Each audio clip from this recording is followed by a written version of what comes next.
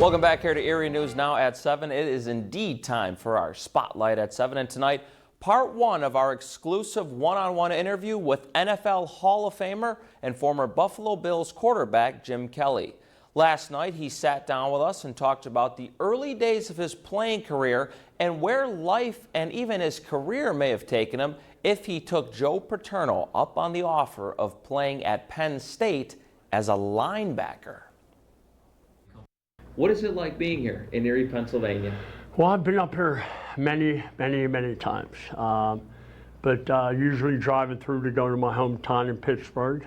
But it's always good to come up here. The people are awesome, and I also realize that there's a lot of Bills fans here. So that in itself is huge. But yeah, it's always good coming back.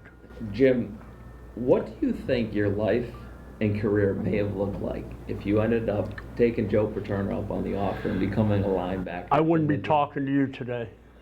Really? Why is that? Oh, I don't know. I mean, I don't know if I would have been in a position. I mean, it's hard to answer that question, to be honest with you.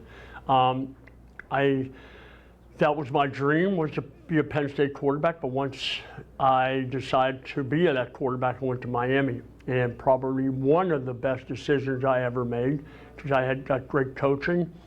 And then the avenue that I took after that all fell into place. Even though some of it wasn't exactly what Mom and Dad wanted. They didn't really want me to go to Miami because it's too far for them to travel. And I came from a very blue-collar town with a blue-collar family.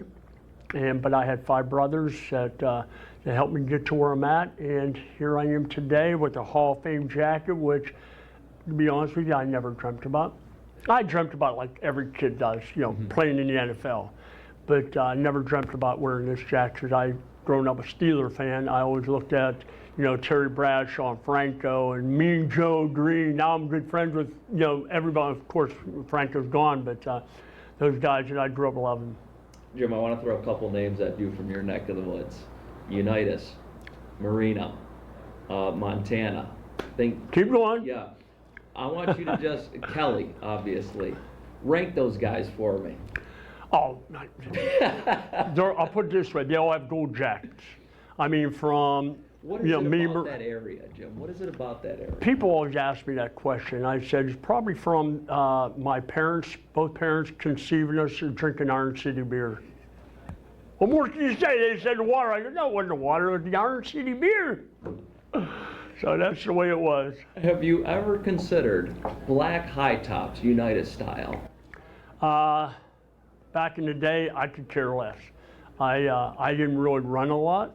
The only time I ran was for my life. But other than that, I had the Converse just like everybody else when they were growing up, the Chuck Taylors. I wore those playing basketball in high school, and then of course I wore whatever shoes my brothers from their college that they gave me, I wore. Because our school really couldn't afford any of that stuff. Still live in Buffalo now. You're here in Erie. Bills Mafia is everywhere, specifically in this part of the country. What would it mean to Bills Mafia to see a Super Bowl victory, Jim? How about just start with a Super Bowl appearance, and then we'll worry about the victory. Without doubt, they deserve it so much. But as I've been asked so many times about what my feelings are about the Bills that we have, and I always say it's not just about one person. Josh can't do it alone. It takes a good receivers, good offensive line, takes a defense, takes everybody. You can't get to where we were by one person. It takes everybody. It definitely starts with the quarterback. There's no doubt. You don't have a quarterback, you're not going anywhere. And we've been very blessed to have a guy like Josh Allen there, not only from the standpoint of playing football, but away from the game. What he does for the community, what he stands for. That's what Buffalo needs, that's what Buffalo wants, that's what Buffalo is all about. That's why it's called Bills Mafia now. I love it. Jim, as far as you can, take me inside that locker room in those 4 years specifically. What was it about that team and those personalities, 4 Super Bowls straight, unheard of? What was it that made you guys so great?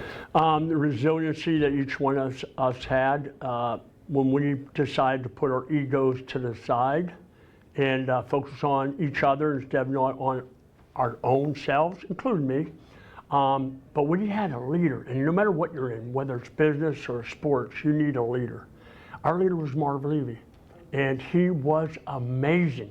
The guy knew what to say and when to say it. And then once we took the field, it was up to us to do our work, do our job, and get it done. And we did most of the time. Yeah, we didn't win the Super Bowls, but I'll tell you what, the guy, we would never have gotten to where we were at if it wasn't for Coach Levy. And we'll bring you part 2 of our interview with Kelly coming up tomorrow, where Kelly describes how he's overcome many odds and gotten to the point in his life that he's at today.